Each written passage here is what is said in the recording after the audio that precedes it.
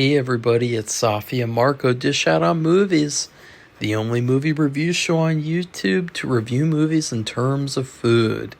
And it's just Marco here once again, and I hope everyone had a happy Halloween. My Halloween was just kind of lame. I mean, I wish that I'd have just stayed home and said, you know what, tomorrow can be laundry day. But we went out and did laundry, and that was such a poor decision on my part. And so it was kind of boring. In fact, the night before was a lot better. So I carved a beautiful pumpkin with Jenna Overrated Ortega's face in it. And you guys know that I just call her that because I think that she's cute. And so that's just like a joke name. But I carved that and I watched Psycho 2 last night. And so last night was actually more of a Halloween celebration for me than today was. You know, usually on Halloween, I like to chill out, you know, like I like to chill out and just watch horror movies. You know, that's what Halloween is for. And so I didn't really do that this year. I did it last night, though, and I really enjoyed Psycho 2. I think that it's such a perfect movie. It's so much better than the first one, as well as the third one. And the third one is even better than the second one. And so I really enjoyed that. I think that it was the best choice because I was like, what do I watch? I was like, should I watch some crappy movie just to make fun of it, like Rob Zombie's 31, which I've never seen? And so what I did with that is I turned it on and I saw one quote, like Rob Zombie had like a Kafka quote on the screen, and I immediately turned it off. I was like, yeah, I'm not watching that. That's stupid. And then I turned on Halloween 2018, and it was just as bad as I remember. So I turned that off like 20 minutes in. So I was like, what do I watch? And then all of a sudden, I got really in the mood for Psycho fucking 2. And again, so glad. I would highly recommend, if anyone else still wants to watch horror movies and pretend like it's October, watch Psycho 2. Because it will tell you everything that you need to know about filmmaking. And also, I just had a short film come out. Yes, I have a film project of my own, and it is out right now on Patreon. And it's currently on the $10 tier. And so with that, you'll get the short film County Fear. You'll get a noir version. You'll get a director's commentary. You'll get an hour and 40 minutes of behind-the-scenes footage. And you will get an assembly cut. So you'll get to see the raw assembly cut. And it's a fun short film. And if you'd like to see, like, you know, how the sausage is made, then you'll get to see that too.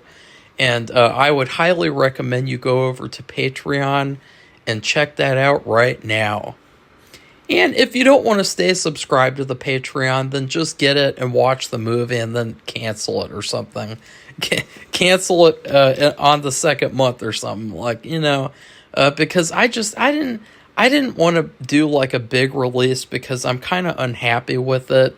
I feel like it just didn't turn out how I wanted it. So, you know, I would prefer to save like the big releases for, you know, Drimp and People Pleaser, which I will be starting to work on literally tomorrow.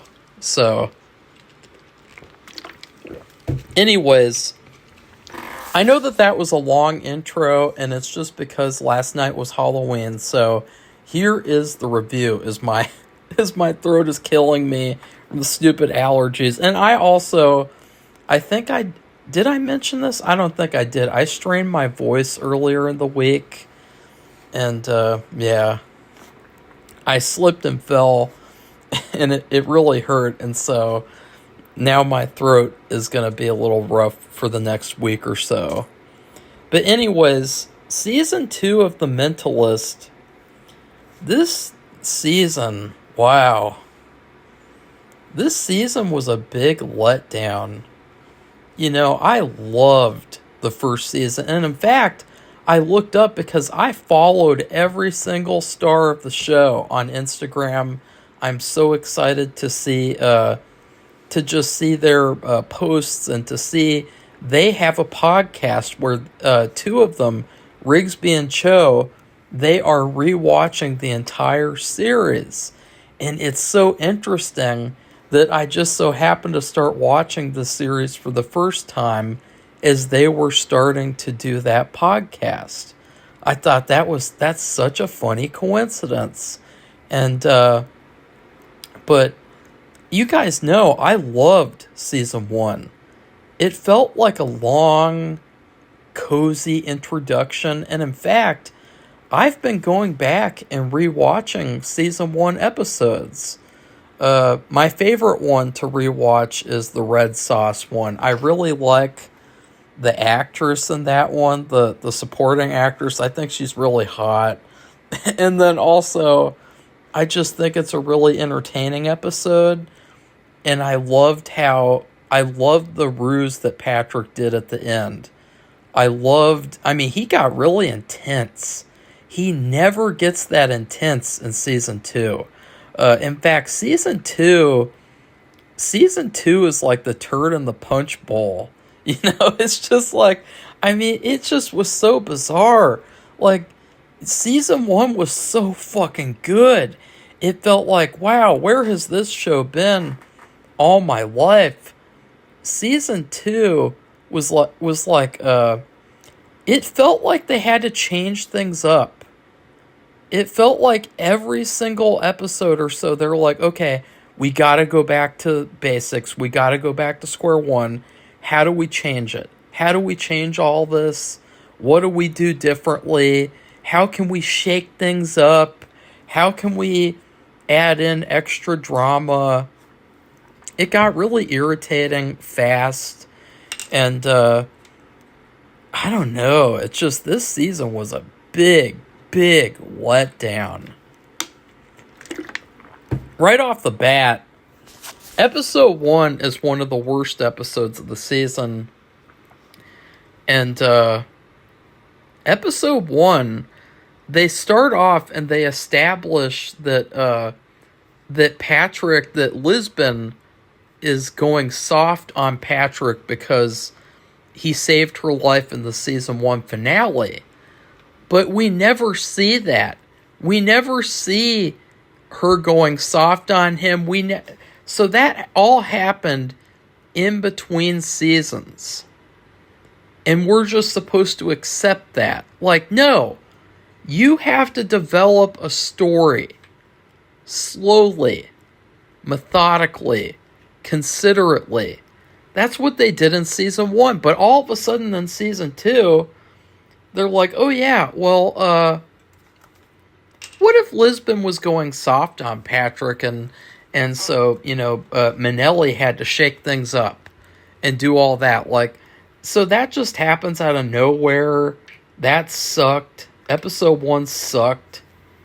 And then this video is going to be super awkward because it's going to sound like I hate the show. But I don't. It's just that this season wasn't very good. So, there were some good things. Some of the good things didn't last very long because they had to shake things up again. But in the first, I would say, this season feels like you could break it up into chunks. The first chunk would be the Bosco storyline, where there's this guy named Bosco, and he was really, really good. It really sucks that he got killed off because he was good. And his character was really, really interesting. And they gave him a lot more character development than they gave any of the other characters throughout the entire season. Lisbon had some character in episode 3, which that was one of the best episodes. Red Badge, where you think that she's going insane and she's framed. That was a great episode. But no one else really gets very much character development this season except for Bosco. Bosco, who comes in here, he takes the Red John case away from Patrick. That was stupid. That whole thing was stupid, and it was unnecessary. It felt like, a lot of the times this season, it felt like they were trying to do X-Files. They were trying to do the X-Files where the evil bigger-ups, the higher-ups, the bigger people, the big suits, they're not letting the main characters do what they need to do, and, they're preventing them from, finding the truth. It felt like X-Files, it felt like a not as good version of X-Files, and, but it was so weird how Bosco's character, he just comes in, and all of a sudden, it's almost like he was the main character, because he had all this character development, and meanwhile Patrick, he gets nothing. He gets nothing, and by the end of the season, they throw in Christina as like a love interest, but then they kind of go back on that, and it's just kind of like a half-baked, really? Just because she's a character means she's a love interest? Really? Is that how it works? It was really weird, because the whole season, they were teasing Patrick and Lisbon being love interests. They had a lot of stuff with them, a lot of chemistry, a lot of interesting moments, and then all of a sudden at the end, they brought Christina back to be a love interest, and then they take her away. But yeah, the first you have the first chunk, that's the Bosco chunk. And so basically, every episode is kind of tainted, because every single mystery episode has this overarching story going on about Bosco investigating Red John. And so what really sucks is that it makes it to where you don't care about the mystery going on. You only care about the overarching stuff. And then you have episode 8, which is like a A+ episode. That's another thing. I feel like this show in season 2, it is demonstrating the Better Call Saul effect. That's what I'm going to call it, by the way. I know that this show came out long before Saul, but this is that same thing. This is that modern TV show formula. If we have 5 mediocre episodes, it's worth it, because it justifies one amazing episode. So 5 mediocre episodes are perfectly okay, as long as you have that 1/6 one that's like a masterpiece. That's the logic. That's what you saw in the final season of Better Call Saul. The first 6 episodes were horrible. They were terrible. They sucked. And then, since the 7th episode was really good, all of a sudden the whole season was really good, and it was perfect. And it's like, no, that's not good storytelling. And so, the first chunk, it was okay. I mean,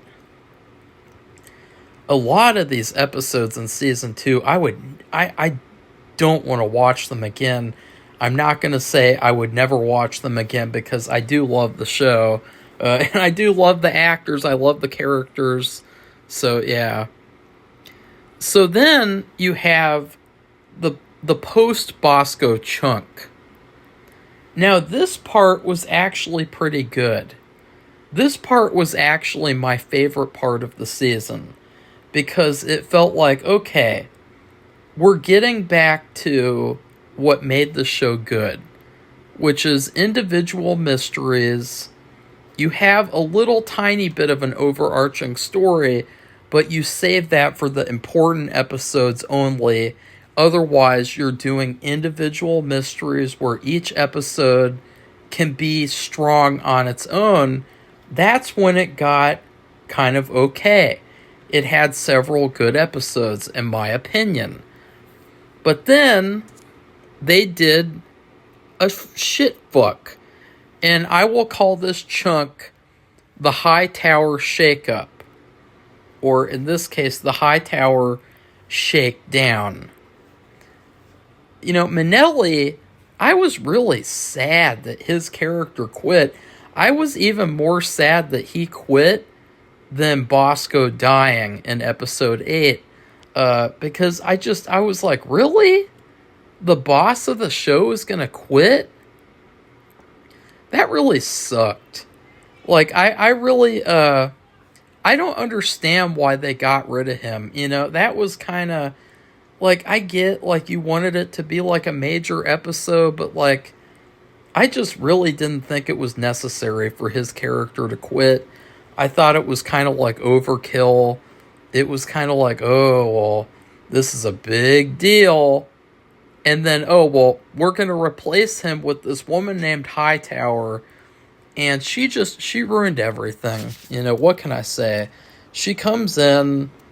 There's all this unnecessary conflict. There's this really cringeworthy storyline that we will talk about very shortly. In fact, why don't we just talk about it right now? So, Rigsby and Van Pelt, after an entire 22-episode season, 23, I can't remember, a whole season where, you know, it's basically like, why don't you guys just get a room? You know, just get a fucking room. Like, you guys have feelings for each other. Just get a fucking room already.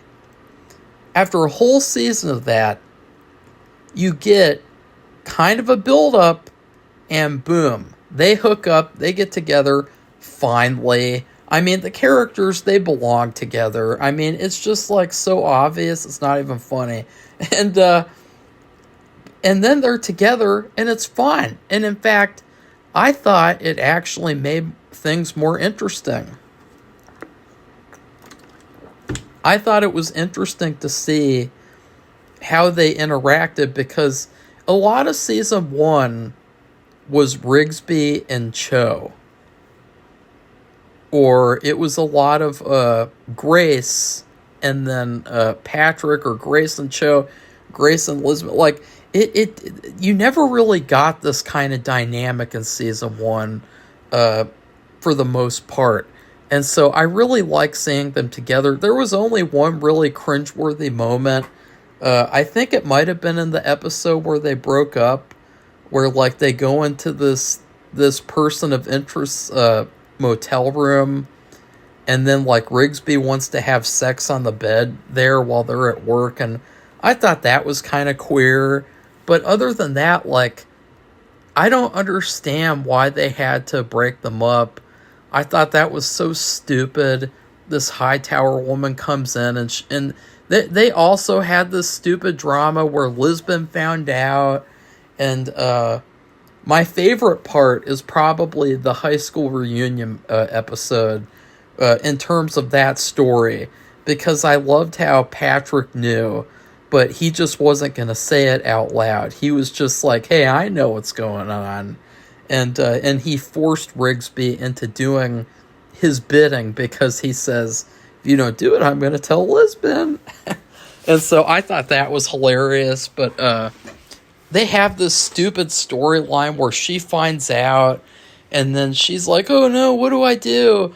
I'm not going to do anything. And then it doesn't matter, because Hightower comes in, and she meddles in their relationship, and she breaks them up. And it's just really stupid. Like, it was really, really stupid. It was so irritating. And it's like, look, I don't care if Hightower runs into a burning building and saves a baby. I don't care. This woman broke up Rigsby and Grace. Her character can go to hell. Okay? That's how I think. You know why? Because these are the main characters. These are the characters that I like. And so I don't care like how cool she could be. And like I bet the actress is a nice person. I'm not trying to disparage the actress, but the character, I despise her. Because on the other hand, it's really interesting because she notices that Patrick and Lisbon, they have this kind of chemistry. And she notices that Patrick has a lot of affection for Lisbon, and he always wants to save her, and he always wants to help her. And so this woman who broke these two people up because you can't be in a relationship with people that you're working with, you know, that modern bullshit, she breaks them up because, you know, oh, it might cause drama or conflict in the work environment. But it's so hilarious because this hypocritical biatch, she uses Patrick's affection for Lisbon to manipulate him to do what she wants. So she is so hypocritical. She is manipulating Patrick because she knows that he likes her, that he likes another coworker. So, like, how is it okay for her to do that, but Rigsby and Van Pelt can't just, get together? Like, who cares? Like, so that was so stupid. It was so hypocritical. And it's even funnier because in the second to last episode, Hightower, she also tries to encourage Patrick to start dating Christina. And Christina is a person that they're working with. She's a consultant, but they're still working with her. They're working together. Oh no. Oh no. Uh-oh, they're breaking the rules that nobody cares about. So, like, that was hypocritical, too. What's up with that? Rigsby and Van Pelt can't date because they're working together. But then Patrick can date Christina, which they're also working together.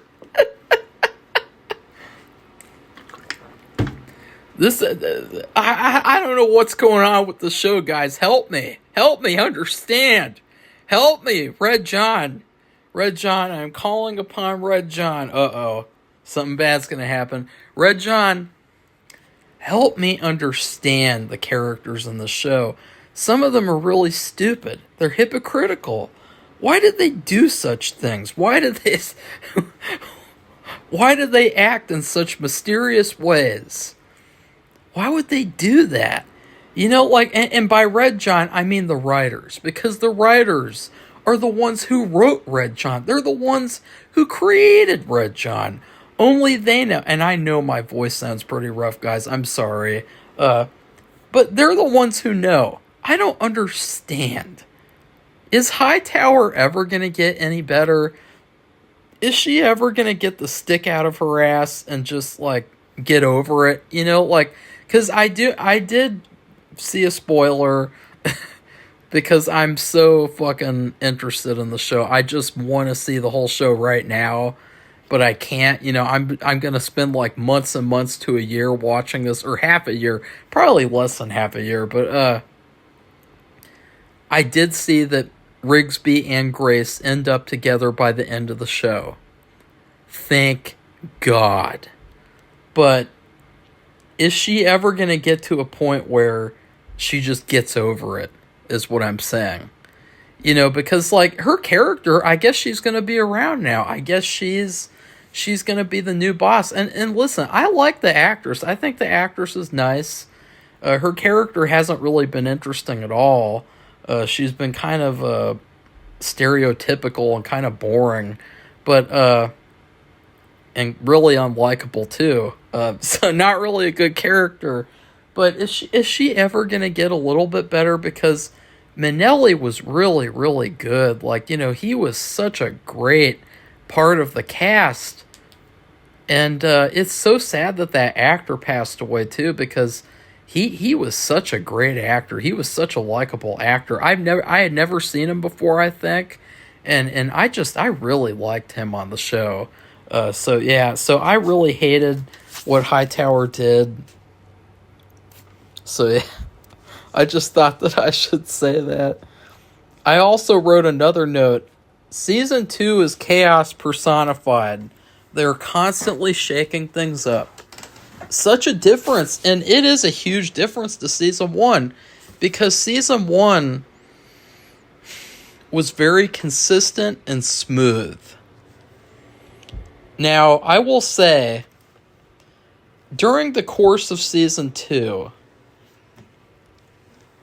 I have noticed that Cho, he is like Patrick's right-hand man. It's actually pretty hilarious. I mean, he will do anything for Patrick. He will do anything. There are so many times throughout this season 2, where Patrick is like, Cho, and Cho just follows along, and he follows him, and he'll do anything for him. I mean, it's really hilarious, because Cho is so cold, or he's just so like reserved to everyone. But then with Patrick, it's like he'll do anything for him. There's this really funny part where even though everyone in the office is angry with Patrick, Cho still goes to lunch with Patrick.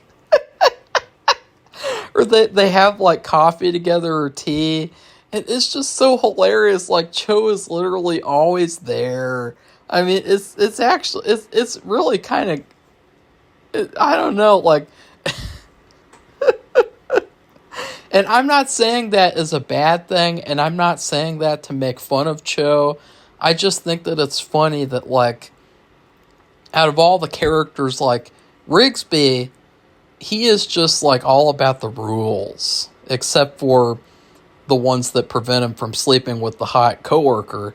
And then Grace, she's all about, achieving things on her own because she wants to, be the strong woman. And she's a good character. I don't dislike her at all. I like her a lot. But they don't fit well with Patrick, because Patrick needs someone who will do anything for him, because he gets in these moods and he just feels like he just wants to do whatever he wants. Like, he really has hardly any limits at all. And Cho, he'll just come along. He just does not care.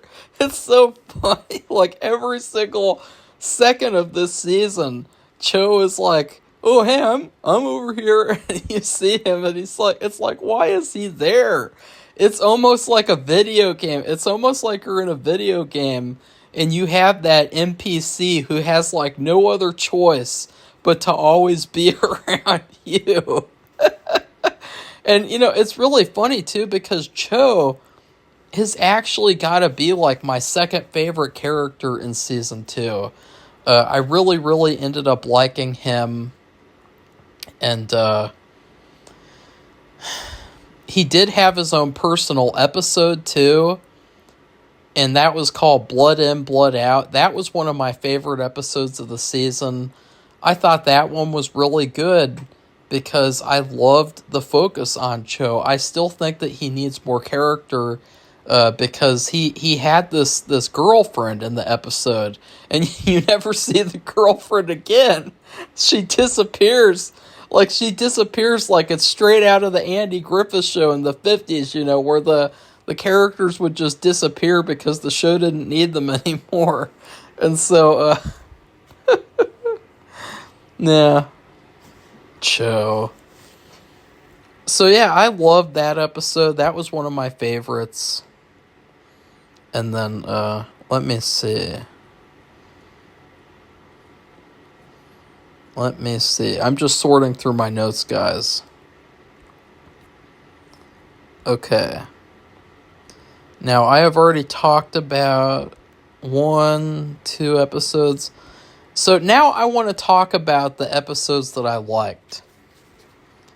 The episodes that I liked would be, well, I already talked about 2 of them, but his red right hand. That was a really good episode, obviously. It did all the things that, you expect in, like, a really climactic episode. You kill off a major character, someone quits, some main character quits. There's a lot of drama. It was just very, very intense. It was very dark. And still, I think a big issue that I've had, even though, and when I've started watching the show, I was worried about it being too dark, is that the show really has not gotten as dark as it was in episode 1 of season 1. And I think it's actually been a big problem for me, because I would like 1 or 2 episodes sprinkled here and there where it gets that dark. And this was the only episode the whole season where it got that dark. It's funny, too, because once again, this episode felt like a better finale than the actual season finale.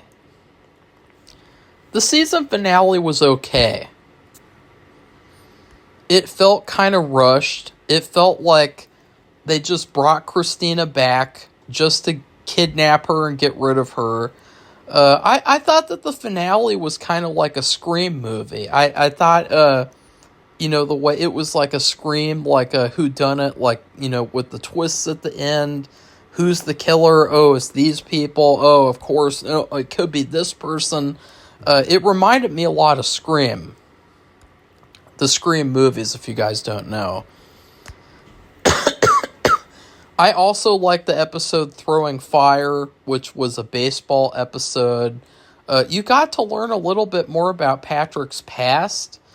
That was the only part that I didn't like, because it reminded me a lot of Psych. And to be honest, this show really needs to pick itself back up, because season 2 has made me realize that Monk and Psych are a lot better. And that's just the unfortunate reality, in my opinion, is that, like, season 2, they did a lot of damage to the show. It was just too all over the place. It was very inconsistent. And it felt like I much preferred the way that season 1 was.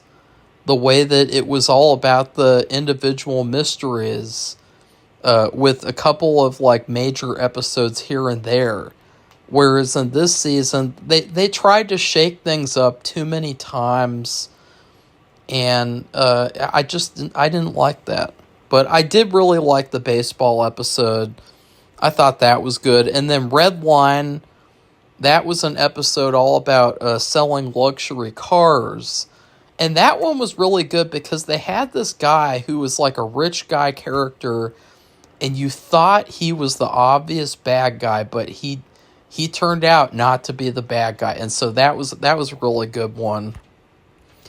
And then Red Herring, which is a episode all about chefs and like a cooking contest. That one was really good. I liked that one. That was fun. Code Red, which, not the Mountain Dew, but it was an episode all about a virus, a deadly virus, or a deadly bacteria. I can't remember, but that was a really, really, really good episode. That was another great one. I think that was probably easily, like, in my top 3 episodes of the season. And then Blood Money, that one was pretty good. It wasn't great. It was the one where the hitman gets thrown out of court, and then because of Patrick and his shenanigans, he does something very out of character, which is he breaks into a guy's house, and he kind of pretends that he doesn't. And the one thing that I do like is that I was kind of wondering, are they ever going to show the Mentalist in court, where like he has to deal with like the consequences of his actions, and maybe it affects a case that he's working on. And so it was an interesting episode, but like, yeah, it was pretty good. But my favorite episode, or one of my favorite episodes in the top 3, is 1854. This one was all about a mathematician who got killed, and all about a killer clown. And the reason why I love this one is it was just so much fun. And there were just so many options of who could be the bad guy. There was this whole interaction between... There was this one bad guy, the guy from Short Circuit, who played the Indian guy. He was like this really, really interesting character who went up against Patrick, and they played chess the whole episode. You had Evan Peters. He plays like a crazy guy in the episode. That was a really, really, really good episode. A lot of fun. I'm surprised by the ratings for these on IMDb. The ratings do not really fit, to be honest, like for this show. Like when I watched season 1, I didn't look at the IMDb ratings at all. And it was like, because I love the whole show. I never had any moment in season 1 where I was like, this show sucks. In season 2, I had quite a few moments like that. Alright. Now we're going to talk about the worst episodes. Number 1 would be the first episode. That one was a really terrible start to the season. It just felt like, oh, well, the season has begun, so now we got to shake things up. I don't even remember the mystery from episode 1. Like, it was so, like, I just could not care less about that mystery. And then also, there's an episode where Patrick is sent to prison, or he's sent to jail, and that one was terrible. That one was just like, I guess it was fun to see Patrick break out of jail. Other than that, it was a really weak episode.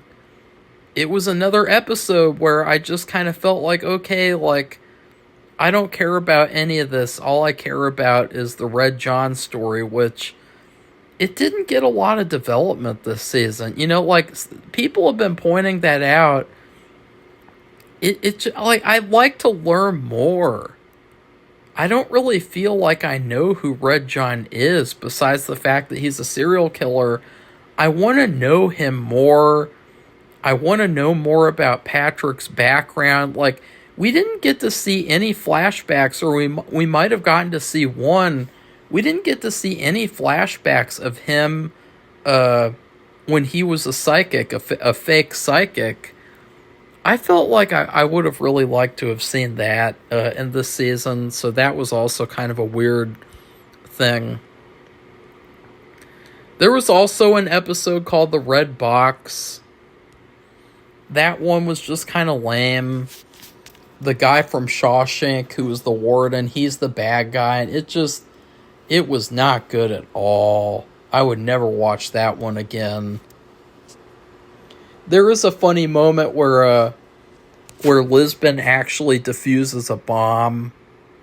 And it's really funny because Patrick is on the phone with her, and he's just like, oh, hey, Lisbon, I'm just chilling out. And yeah, and then all of a sudden, he realizes that she found the bomb. And he's like, wait a second, Lisbon, what are you doing there? Don't! And he got really, really scared. It was just so funny how he went from being like really chilled out and just like, yeah, hey, Lisbon. And he's like, no, wait, Lisbon, don't do that.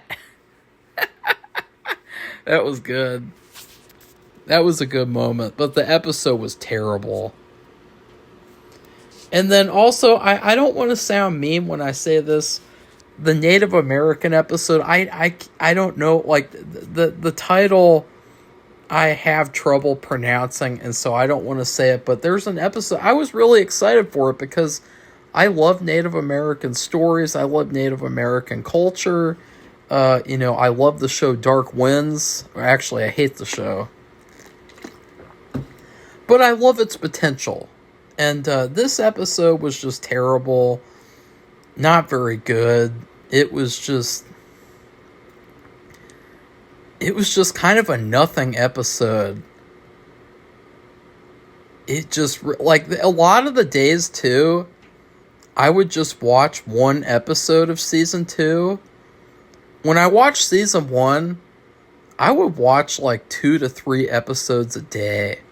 Because that's how much I was enjoying the show. But for season 2, I only watched one episode because I thought, I'm going to savor season 2 like I'm sipping tea. Sip, sip, sip of tea.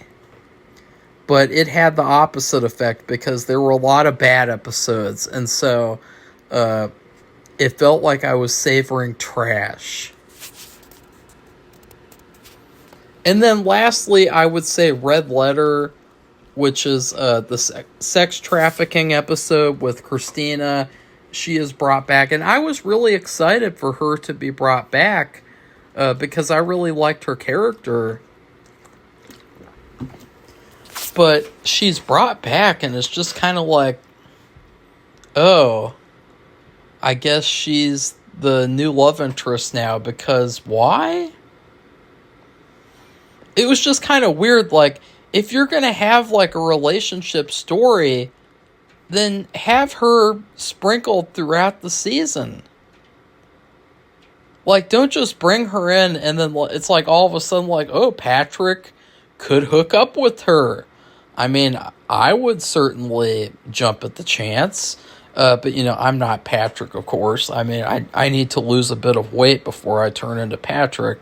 And I need to get a new suit, because my only good suit has holes in it. It has moth holes in the shoulder.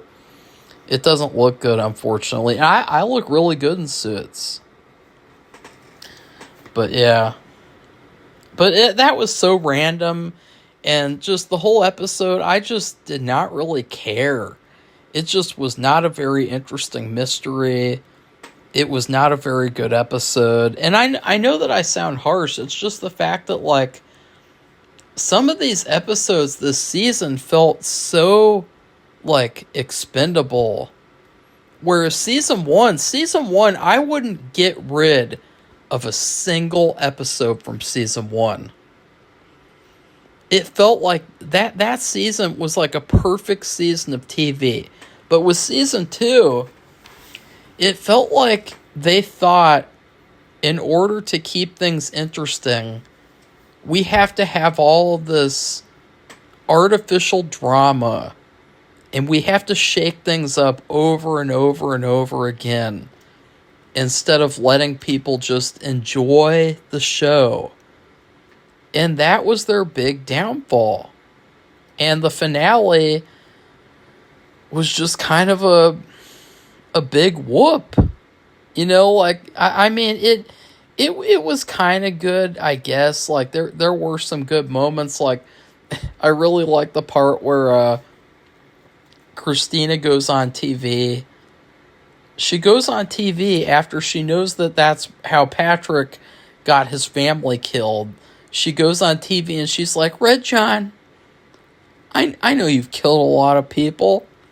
I know that you use your victims' blood to paint their toenails for Patrick's wife. I know that you used your victims' blood to draw smiley faces on the wall. I know that you allowed a guy to kidnap a girl so that she could be his sex slave in exchange for you luring Patrick in so you and him could torture him together in the season 1 finale. But I know that you're a person. I know that you're a human being. There's good inside of you. And I just think that you should get some help.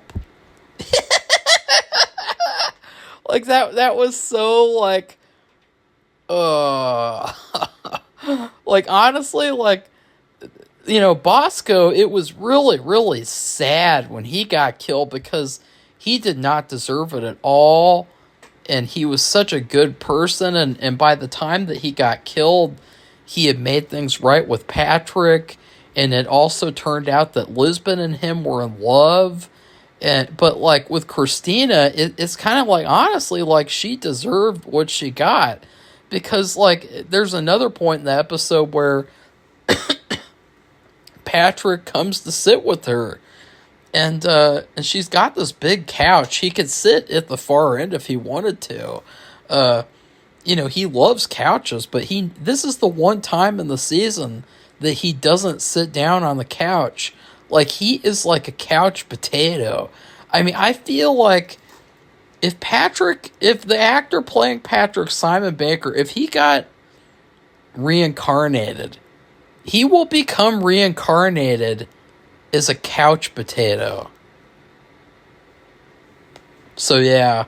But there's this one point where he's in her house and she just doesn't want him to be there because he's fed up with her psychic stuff.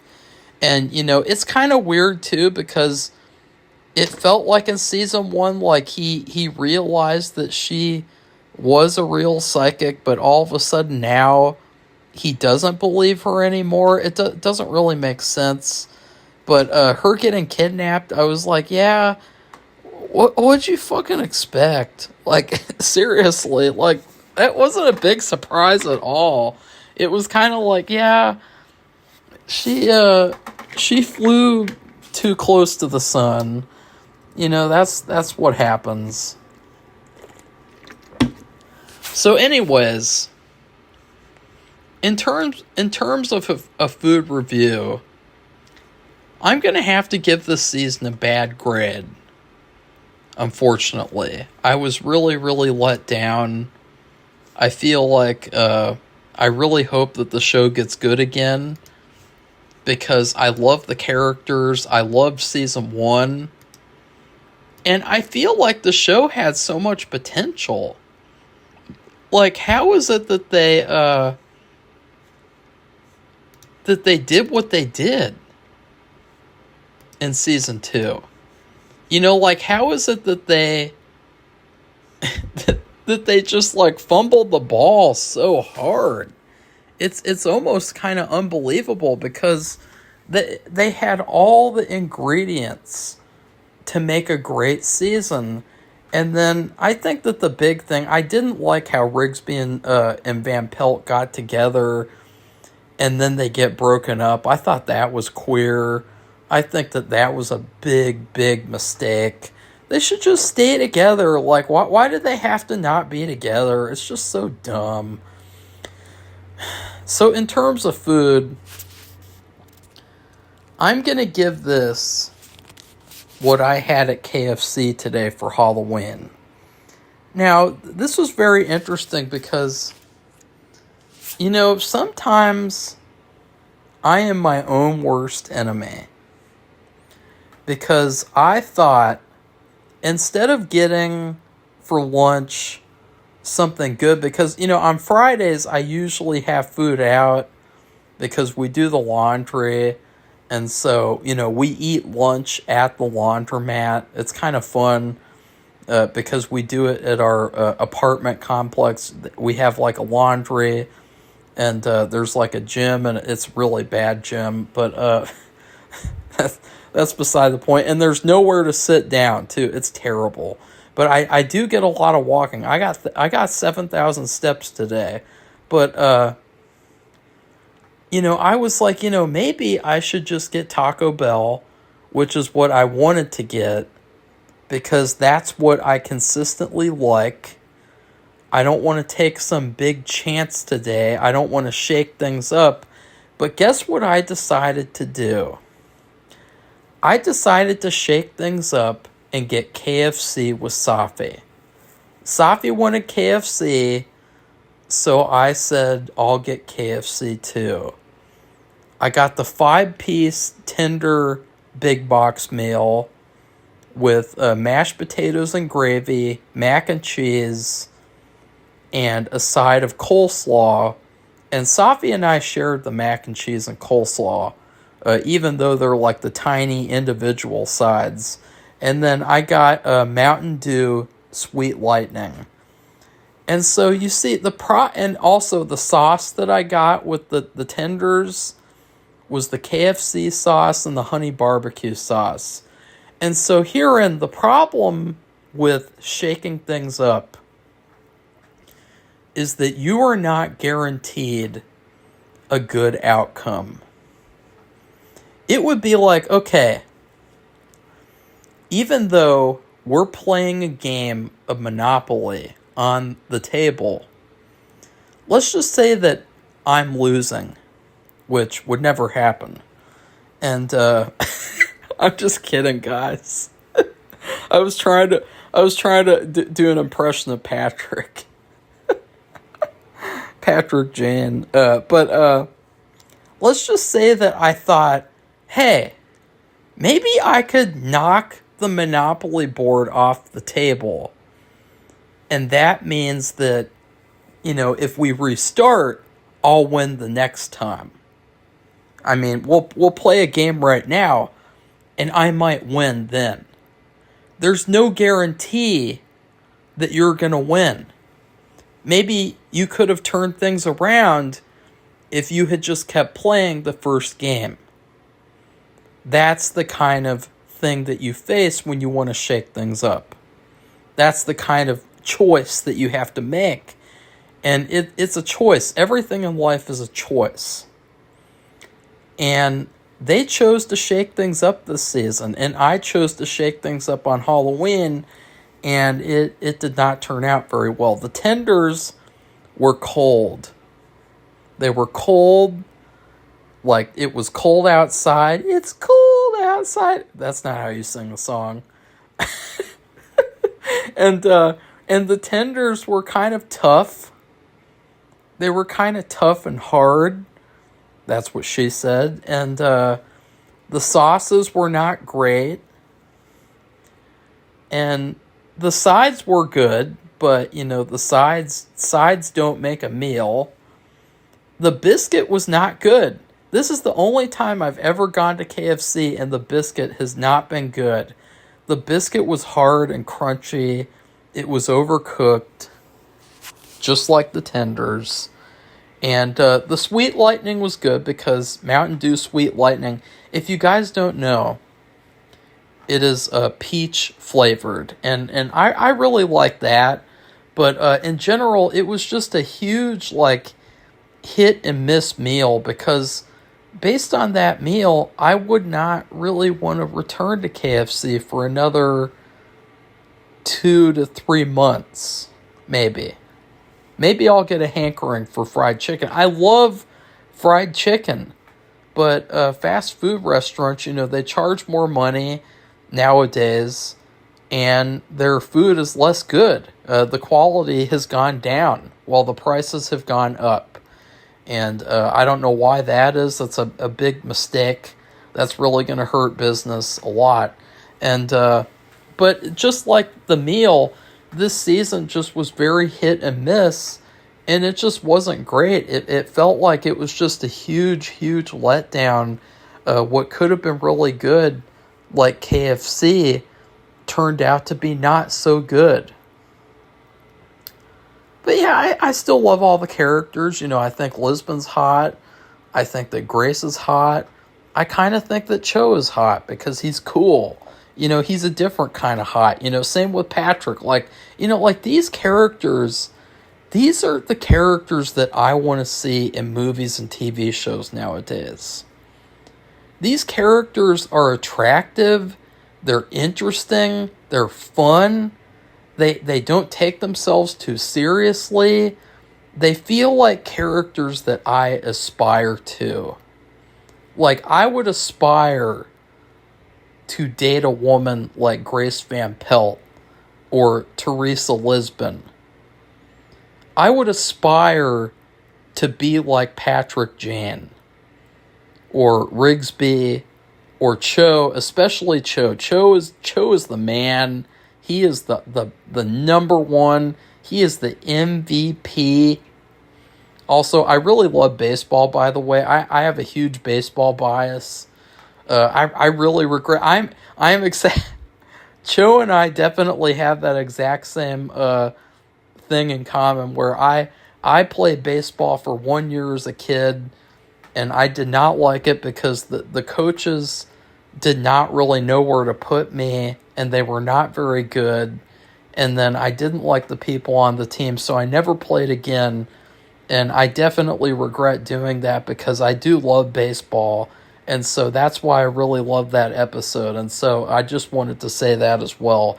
But overall, at least this was a much better review than my season 1 review. How's about that? So please like this video and comment and tell me what you thought of season 2.